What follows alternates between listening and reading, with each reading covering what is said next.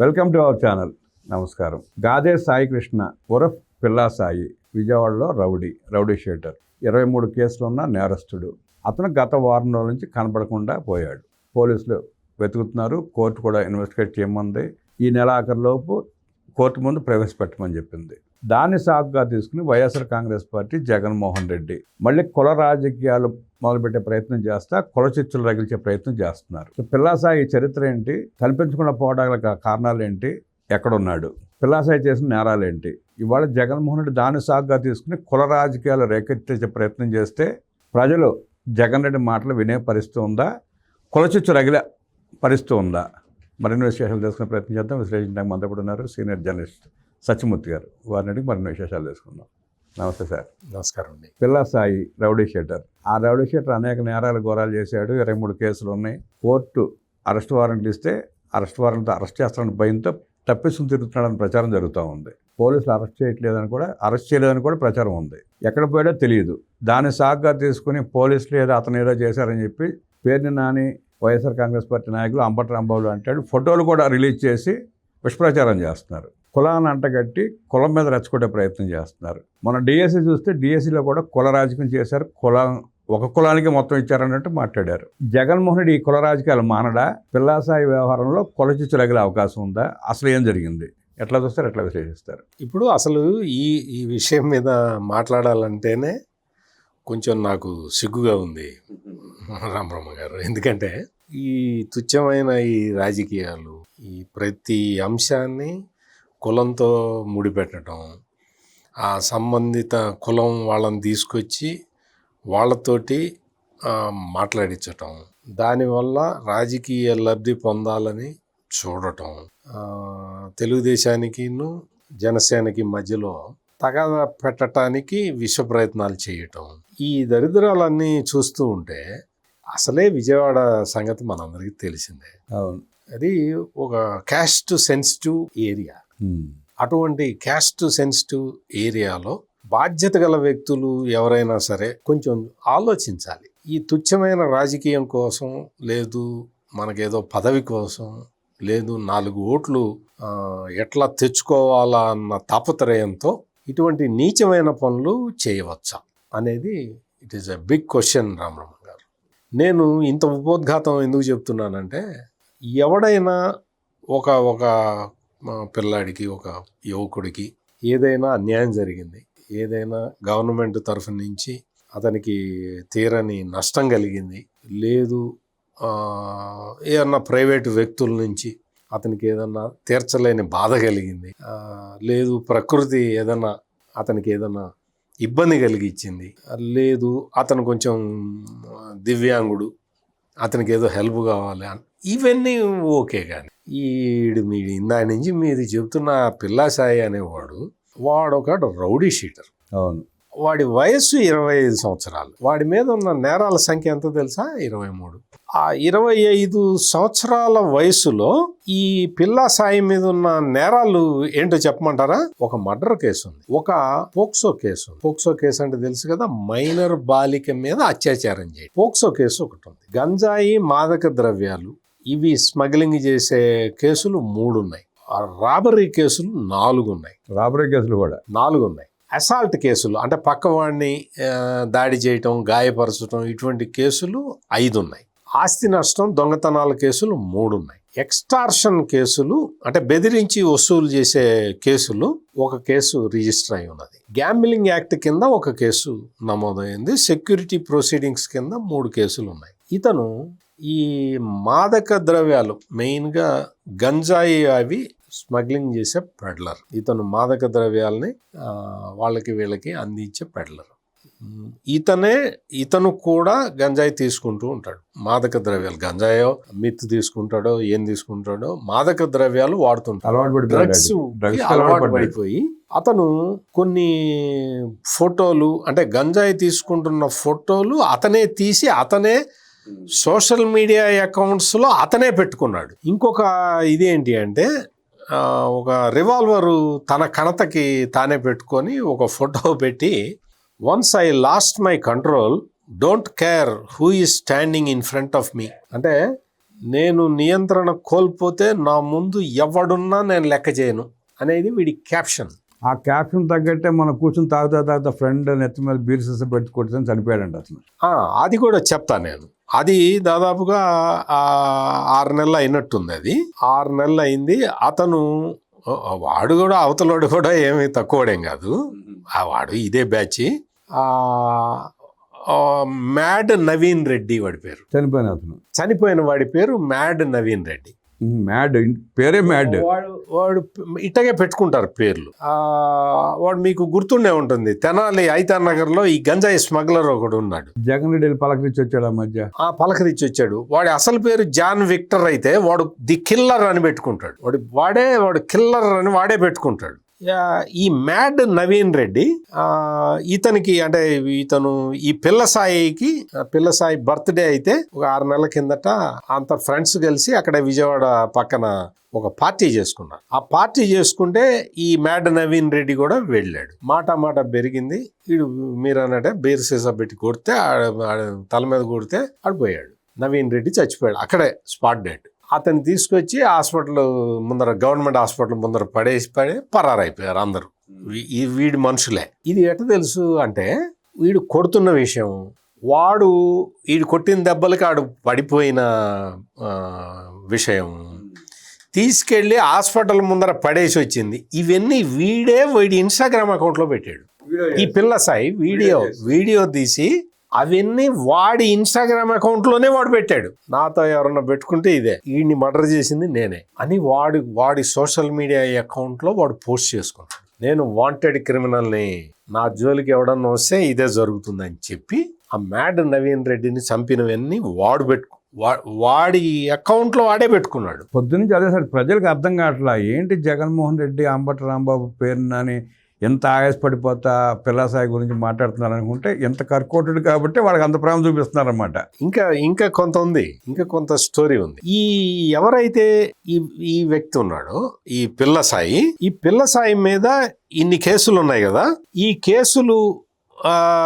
కేసులన్నీ ఉన్న కారణంగా, ఇన్ని కేసులు ఉన్న కారణంగా ఇతని మీద 2017 జనవరి 15వ తేదీన రౌడీ షీట్ ఓపెన్ చేశారు విజయవాడ పోలీసులు. ఇతని మీద రౌడీ షీట్ ఓపెన్ చేశారు.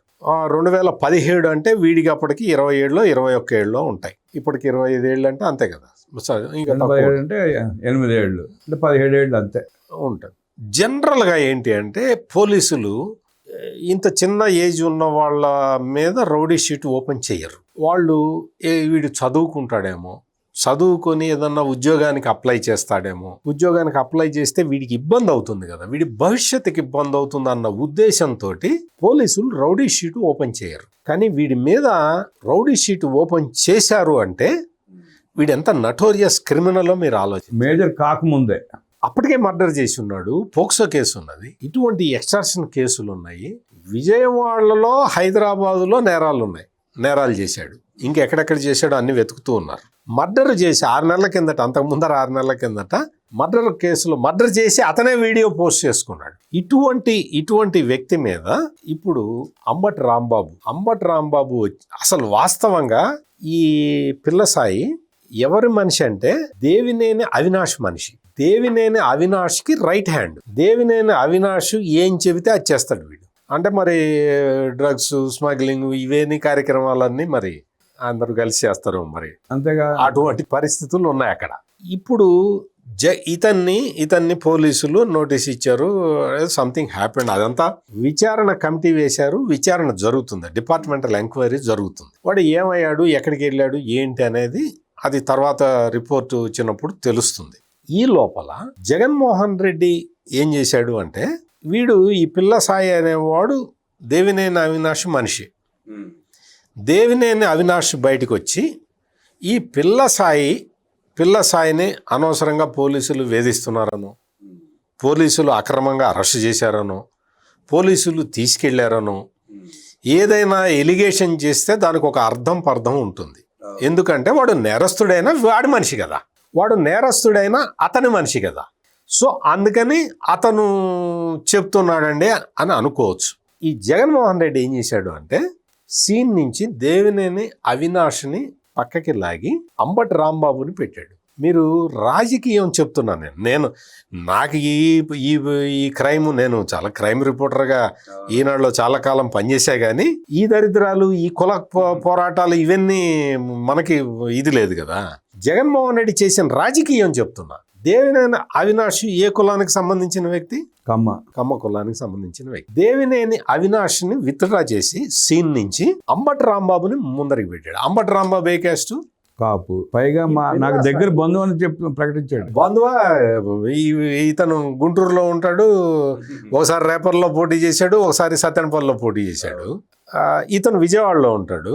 ఈ బంధుత్వం అంటే అందరూ అదే చెప్పుకుంటారు. ఇక్కడ అంబటి రాంబాబుని ముందరికి తోశాడు. అంబటి రాంబాబు చెప్తూ ఉన్నాడు, క్రిమినల్ అయినంత మాత్రాన తీసుకెళ్లి కాల్చేస్తారా అంటున్నాడు. కాల్చారని నీకు ఎవరు చెప్పారు? అది ఓకే, అది ఒక ఆస్పెక్ట్, విచారణ జరుగుతూ ఉంది. నీకు అంబటి రాంబాబు ఎందుకు వచ్చాడు స్క్రీన్ మీదకి, ఎందుకు తెచ్చాడు జగన్మోహన్ రెడ్డి? దేవినేని అవినాష్ ఇప్పుడు అంబటి రాంబాబు చెప్తున్న మాటలే దేవినేని అవినాష్ కూడా చెప్పితే నేను యాక్సెప్ట్ చేసి ఉండేవాడిని. ఎందుకంటే అతనితో తిరిగిన మనిషి, అతనితోటి లావాదేవీలు ఉన్నాయి, సంబంధాలు ఉన్నాయి. కానీ దేవినేని అవినాష్ వచ్చి ఈ పాయింట్లు మాట్లాడితే జగన్మోహన్ రెడ్డికి ఉపయోగం లేదు. అందుకని జగన్మోహన్ రెడ్డి ఏం చేశాడంటే దేవినేని అవినాష్ని పక్కకు జరిపి అంబటి రాంబాబుని స్క్రీన్ మీదకి తీసుకొచ్చాడు. తీసుకొచ్చి పిల్ల సాయి కాపు కాబట్టి, అంబటి రాంబాబు కాపు కాబట్టి తీసుకొచ్చి ఈ కాపు కుర్రాన్ని పోలీసులు కొట్టి చంపారు. కూటమి ప్రభుత్వంలో పోలీసులు ఇదేనా చేసే పని? మేము పోలీసులం, ఫ్రెండ్లీ పోలీస్ అంటారు, ఇట్ట కుర్రాళ్ళని కొట్టి చంపుతారా? అంబటి రాంబాబు అంటాడు, వాడు నేరస్తుడైతే కొట్టి చంపుతారా అంటాడు. చెప్తున్నాను నేను. ఇక్కడ ఇంకొక పాయింట్ ఏంటంటే, ఎవరైతే ఆ సిఐ ఉన్నాడో, ఇప్పుడు ఈ అంబటి రాంబాబు వీళ్ళందరూ కూడా వేలెత్తి చూపుతున్న సిఐ నాగరాజు, అతను కాపే. ఆయన కూడా కాపే. అది దాచిపెడతారు. ఫ్రెండ్లీ పోలీస్ అంటే కుర్రోళ్లను చంపటమేనా అంటాడు ఈ అంబటి రాంబాబు. నీకు ఇక్కడ జరిగింది ఏంటి అసలు? అంబటి రాంబాబు నువ్వెందుకు పిక్చర్లోకి వచ్చావు? నీకేమిటి సంబంధము? ఇక్కడ సంబంధం ఏంటి అంటే ఈ పిల్ల సాయి అనే అతను కాపు కాబట్టి దేవినేని అవినాష్ వచ్చి తనకు మనిషి కోసం తను పోరాడితే జగన్మోహన్ రెడ్డికి పొలిటికల్ అడ్వాంటేజ్ రాదు కాబట్టి ఈ అంబటి రాంబాబుని ప్రయోగిస్తున్నాడు, పేరుని నానిని ప్రయోగిస్తున్నాడు. ఇప్పుడు మీరు అన్న తర్వాత వాస్తవ పరిస్థితి అర్థమవుతుంది సార్. బెజవాడలో వైఎస్ఆర్ కాంగ్రెస్ పార్టీ నాయకులు పెద్ద చాలా మంది ఉన్నారు. వాళ్ళు ఎవరు మాట్లాడుకుని గుంటూరు నుంచి రాంబాబుని తీసుకొచ్చి అంటే కుల రాజకీయమే స్పష్టం, చాలా స్పష్టంగా. పోనీ ఈ అంబటి రాంబాబు ఆడికి నేరస్తులు కాదండి అనాలి కదా. వాడు నేరస్తుడే అని ఒప్పుకుంటున్నాడు, అంబటి రాంబాబు ఒప్పుకుంటున్నాడు, కేసులు ఉన్నాయని ఒప్పుకుంటున్నాడు, మర్డర్ కేసు ఉందని ఒప్పుకుంటున్నాడు. ఇప్పుడే చెప్పా కదా, ఆ నవీన్ రెడ్డి అనేవాడిని బాటిల్ పెట్టి కొడితే ఆడు చచ్చిపోయాడు, అక్కడే చచ్చిపోయాడు. ఆడు కుర్రాడే కదా. మరి వాడి పరిస్థితి ఏంటి? వీడు చంపిన వాడి పరిస్థితి ఏంటి? వీడు ఒక అత్యాచారం చేసిన ఆ పాప పరిస్థితి ఏంటి? అవి చెప్పాలి కదా. అవి ఇప్పుడు మాదక ద్రవ్యాలు సప్లై, వీడు తాగుతాడు, మాదక ద్రవ్యాలు సప్లై చేస్తాడు. సొసైటీ ఎంత డేంజర్ ఇటువంటి మనుషులు. వాడు పిల్లాడు తప్పుతో పడితే సంస్కరించాలి. 2017లో వాడి మీద రౌడీ షీట్ ఓపెన్ చేస్తే వీడు నిజంగా మంచి క్యారెక్టర్ అయితే అప్పటి తెలుగుదేశం ప్రభుత్వం వీడి మీద కుట్రపూరితంగా వీడి మీద కేసు ఛార్జ్ షీట్ పెట్టి ఉంటే, జగన్మోహన్ రెడ్డి 5 ఏళ్ళు ముఖ్యమంత్రిగా ఉన్నాడు కదా, మరి ఛార్జ్ షీట్ రివోక్ చేశాడా? ఛార్జ్ షీట్ రివోక్ వీడు పిల్లాడు, వీడి మీద పెట్టిన కేసులన్నీ తప్పే అయితే, వీడి మీద వచ్చిన ఆరోపణలన్నీ తప్పే అయితే జగన్మోహన్ రెడ్డి ఛార్జ్ షీట్ని ఎందుకు రివోక్ చేయలేదు? జగన్మోహన్ రెడ్డి ముఖ్యమంత్రిగా ఉన్నప్పుడే సుమారుగా 10 కేసులన్నీ అతని మీద ఫైల్ అయ్యని చెప్పి కూడా అన్నారు. ఇది అంటే అతను ఒక నటోరియస్ క్రిమినల్ కాబట్టి పోలీసులు కేసులు పెడుతూనే ఉన్నారు. సార్ మీరు అన్నట్టు కుల కోణం ఒకటి, రెండో కోణం ఏంటంటే ఇప్పుడు పేరుని నాని ప్రెస్ మీట్ పెట్టి మాట్లాడిన తర్వాత అర్థమైంది ఏంటంటే, విజయవాడ ఎస్పీ రాజశేఖర్ బాబు గారు అనుకుంటా, ఆయనే కదా సిట్ అధికారి ఆయన. నాని మాట్లాడితే ఏమన్నాడంటే, రాజశేఖర్ బాబు గారు మీరు సిట్ 2 సంవత్సరాలు విచారిస్తా, జగన్మోహన్ రెడ్డి చుట్టూ ఉన్న వాళ్ళందరినీ ఇరికిచ్చి లోపలేశారు, ఈ పిల్లాడు చావుకు సమానం చెప్పండి, ఆ సిటీకి వదిలేయండి అంటున్నాడు. నెక్స్ట్ ఏంటి అంటే, ఈ రాజశేఖర్ బాబుని ఆయన్ని బ్లాక్మెయిల్ చేయాలి. అదే కార్యక్రమం మొదలుపెట్టాడు. ఇప్పుడు మొదలుపెట్టాడు. ఇంకోటి ఏంటి, నేను మీకు ఇవన్నీ నాకు తెలుసు కాబట్టే, రాజశేఖర్ బాబుని వీళ్ళు టార్గెట్ చేస్తున్నారని తెలుసు కాబట్టి ఆ సిఐ పేరు చెప్పింది. సిఐ కులం చెప్పింది. వాస్తవంగా నాలాంటి వాడు ఈ కులాల గురించి మాట్లాడటమే నీచం, దరిద్రం. నేనైతే ఎప్పుడు మాట్లాడను, నాకు అసలు అలవాటు కూడా లేదు. కానీ జగన్మోహన్ రెడ్డి చేస్తున్న ఈ దరిద్రపు రాజకీయ కారణంగా ఆఖరికి నేను కూడా ఆ సిఐ ఇది ఏ కులమో చెప్పాల్సిన దుస్థితిలోకి నేను వచ్చా. అంటే మనం మీలాంటి వాళ్ళు కూడా చెప్పకపోతే ప్రజలకి రాష్ట్రానికి వాస్తవ పరిస్థితులు అర్థం కావుగా. నాకు నిజంగా చెబుతున్నా కదా, నాకు చాలా సిగ్గుగా ఉంది. వీడు రౌడీ షీటరు, వీడి మీద కేసులు ఉన్నాయి, అందుకని పోలీసులు అరెస్ట్ చేయడానికి వచ్చారు అని చెప్పాల్సిన నేను చూడండి సిఐ కూడా కాపేయండి అని చెప్పే దీనస్థితిలోకి నేను వచ్చాను అంటే మరి అర్థం చేసుకోండి. అంటే జగన్మోహన్ రెడ్డి రాజకీయంలోకి ఎటువంటి డేంజరస్ అంశాలని తీసుకొచ్చి చొప్పిస్తున్నాడో మీరు ఆలోచించండి. విజయవాడ రాజకీయాల్లో పట్టు సాధించాలి అంటే జగన్మోహన్ రెడ్డి ఇది పద్ధతి కాదు, ఇది పద్ధతి కానే కాదు. నువ్వే ఒకవైపు చెప్తావు జంజీ అంటావు. నువ్వు ఇప్పుడు విజయవాడలో నువ్వు నీ దేవినేని అవినాష్ అతన్ని పక్కకి జరిపి నువ్వు గుంటూరులో ఉన్న అంబటి రాంబాబుని తీసుకురావటమే నీ ఫెయిల్యూర్ జగన్మోహన్ రెడ్డి. ఫెయిల్యూర్ ఎందుకు అంటే if you are fair enough, ఈ నేరస్తుడి మీద నీకు ఆపేక్ష ఉంటుంది. నీకు అందరు ఉండేది అందరు నీ చుట్టూ అందరు ఇటువంటి వాళ్లే కాబట్టి, అలాంటి వాళ్ళకి కావాల్సింది అటువంటి వాళ్లే కాబట్టి నీకు ఉండొచ్చు. దీన్ని ఫెయిర్ గా డీల్ చేయకుండా కులం యాంగిల్లో తీసుకెళ్తూ ఉన్నావు. ఇది డేంజరస్ ట్రెండ్. ఈ రోజున ఇతన్ని తీసుకెళ్లి లాకప్ లో పడేసి కొట్టారు, చంపారు అని చెప్తూ ఉన్నారు ఈ అంబటి రాంబాబు. ఇప్పటి వరకు ఆ విషయం బయటికి రాలేదు. పోలీసులు ఇంకా కేసు ఇన్వెస్టిగేట్ చేస్తూ ఉన్నారు. ఎవరైతే ఆ సిఐ నాగరాజు ఉన్నాడో ఆ నాగరాజుని విఆర్కి పంపించారు. అతను ఇప్పుడు డ్యూటీలో లేడు. కేసు నిష్పక్షపాతంగా జరుగుతూ ఉన్నది. ఇప్పుడు ఈ రోజున బయటకు వచ్చిన విషయం ఏంటంటే ఆ మ్యాడ్ నవీన్ రెడ్డి అనే ఇతను దారుణంగా 6 నెలల కిందటే చంపాడు. 6 months బ్యాక్ చంపి వాడే తన ఫేస్బుక్ యూట్యూబ్ వాటిలో ఇన్స్టాగ్రామ్లో పెట్టుకున్నాడు. సో మరి వీడి పరిస్థితి ఏంటి? వీడు ఎక్కడున్నాడు ఇప్పుడు? ఏమయ్యాడు? మరి పోలీసులు ఏం చేస్తున్నారు అనేది అంతా విచారణలో బయటికి రావాల్సిన అవసరం ఉన్నది. ఫేస్బుక్లో కూడా అంబటి రాంబాబు రిలీజ్ చేశాడని చెప్పి ఒక వార్త, పేపర్ కట్టింగ్, దాంట్లో ఒక శవం బొమ్మ వేసి అతను ఫేక్ అనుకోండి అర్థమైపోతుంది. పిల్లా సాయిది కాదని అర్థమవుతుంది. అతనే పిల్లా సాయి పోలీసులు హత్య అని చెప్పి రాంబాబు రిలీజ్ చేసినట్టు ఒక వార్త వచ్చింది బయటికి. దాని మీద చర్యలు తీసుకుంటే కానీ అసలు వాస్తవాలు బయటికి రావు. ఈ కుట్రేంటనే తెలియదు. ఇప్పుడు అన్ని బయటకు వస్తాయి. బయటికి రావాల్సిన అవసరం ఉన్నది. ఇప్పుడు మెయిన్గా ఈ అంబటి రాంబాబు దగ్గర చాలా వివరాలు ఉన్నట్టుగా ఆయనే చెప్పుకుంటున్నాడు, నేను చెప్పట్లా. అవును. అందుకని ఇమ్మీడియట్గా విజయవాడ పోలీసులు నోటీసులు పంపించి అంబటి రాంబాబుని పోలీస్ స్టేషన్కి పిలిపించి అతని దగ్గరున్న అదనపు సమాచారాన్ని సేకరించాలి. అతను రిలీజ్ చేసిన ఫోటోలు అవి కూడా అంబటి రాంబాబుకి ఎక్కడి నుంచి వచ్చినాయి ఇది కనిపెట్టాలి. విజయవాడ పోలీసులకి నేను ఇస్తున్న సూచన ఏంటి అంటే మీరు ఈ పాయింట్ని మీరు వదలమాకండి. మీరు గతంలో ఆంధ్రప్రదేశ్ పోలీసులు ఇటువంటి తప్పిదమే చేసి ఘోరమైన తప్పిదానికి దాన్ని లీడ్ చేశారు. అదేంటి అంటే వివేకానంద రెడ్డి మర్డర్ కేసులో ఇంక్లూడింగ్ సిబిఐ అది గుండెపోటు అని చెప్పిన విజయసాయి రెడ్డిని ఇప్పటి వరకు పిలిచి సిబిఐ మాట్లాడకపోవటం వల్ల కేసు కాంప్లికేట్ అయిపోయి ఇప్పటికీ ఎవరు చంపారో తెలియని ఎవరు చంపించారో తెల్లవారుజామున 3 గంటలకి ఎవరికి ఫోన్ వెళ్ళిందో తెలియని పరిస్థితుల్లోకి వెళ్ళిపోయింది కేసు. అందుకని దయచేసి విజయవాడ పోలీసులు ఆ పొరపాటు మళ్ళీ చేయొద్దు. ఈ రోజు అంబటి రాంబాబు వచ్చి చాలా విషయాలు చెప్తున్నాడు కాబట్టి, ఈ పిల్లసాయికి సంబంధించిన వివరాలు చాలా బయట పెడుతున్నాడు కాబట్టి ఈ అంబటి రాంబాబుని అరెస్ట్ చేసి తీసుకెళ్తారా, నోటీస్ ఇచ్చి రమ్మంటారా, మీ పద్ధతి ప్రకారం మీరు చేయండి. కానీ అంబటి రాంబాబుని ఈ కేసులో ఇన్వాల్వ్ చేసి త్వరగా ఇన్వెస్ట్ చేయాల్సిన అవసరం ఉన్నది. ఎందుకు అంటే అంబటి రాంబాబు చాలా విషయాలు చెప్తూ ఉన్నాడు. అంబటి రాంబాబు చెప్తున్న విషయాలన్నీ నిజమా అబద్ధమా అనే సంశయాన్ని దూరం చేయాల్సిన బాధ్యత పోలీసుల మీద ఉన్నది. విజయవాడ పోలీసులు మీరు గనక ఇప్పుడు నేను చెప్పిన ఈ ఆస్పెక్ట్ని మీరు ఏ కారణంతో కానీ మళ్ళీ ఇది కుల యాంగిల్లో పెరుగుతుందేమో అన్న ఉద్దేశంతోనో, రాజకీయంగా ఇది వేరే మలుపు తిరుగుతుందన్న ఉద్దేశంతోనో మీరు గనక ఈ విషయాన్ని మీరు దృష్టి సారించకపోతే ఈ అంబటి రాంబాబు లాంటి వ్యక్తులు సమాచారం వాళ్ళ దగ్గర చాలా ఉన్నది.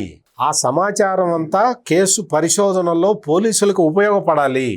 అందుకని తక్షణమే అంబటి రాంబాబుని అరెస్ట్ చేస్తారా, నోటీస్ ఇస్తారా అనేది మీరు చూసుకోండి. మీకు చట్టబద్ధంగా ఎట్లా ఉంటుందో ఈ కేసులో మాత్రం అంబటి రాంబాబుని సాక్షిగా తీసుకోవాల్సిన అవసరం అయితే చాలా ఇది కనపడుతూ ఉన్నది. అసలు అంబటి రాంబాబు బాడీ లాంగ్వేజ్ చూసినా, ఆయన మాట్లాడు చూసినా, కేసు పూర్వపరాలు ఆయనకి బాగా తెలుసు, పిల్లాసాయి ఎక్కడున్నాడో తనకు తెలుసు, పిల్లాసాయికి ఏమైనా జరిగితే వాళ్ళు ప్రచారం చేస్తున్నట్లు చేసింది కూడా వైఎస్ఆర్ కాంగ్రెస్ పార్టీ వేళ తప్ప ఇంకెవరికి అవకాశం కూడా లేదు అనుకోవచ్చు. ఇప్పుడు జరుగుతున్న పరిస్థితులు చూస్తూ ఉంటే వాస్తవంగా ఈ వైఎస్ఆర్ కాంగ్రెస్ పార్టీ నాయకులకి ఈ కేసు తోటి సంబంధం లేకపోతే అంబటి రాంబాబు కాదు, దేవినేని అవినాష్ వచ్చి మాట్లాడాలి.